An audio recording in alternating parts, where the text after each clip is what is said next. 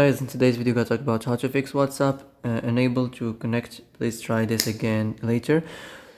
So the answer is easy. Just go to the settings and then scroll down to the apps section and then go to the search and search WhatsApp, and then go to the storage, and here you will find this clear cache option. Click on it. Now you can go check it if it worked. If it didn't, you can try to restart your phone, and if it didn't work again, maybe try to turn on the airplane mode on and off. If it didn't work again, maybe try to clear data, but be careful. If you clear data, all the files and all the messages and the chats and the media and the settings will be deleted, so be careful if you want to clear your data.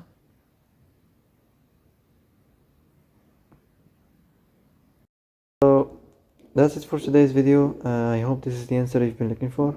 And if you like this video, don't forget to like and subscribe, and see you in the next video.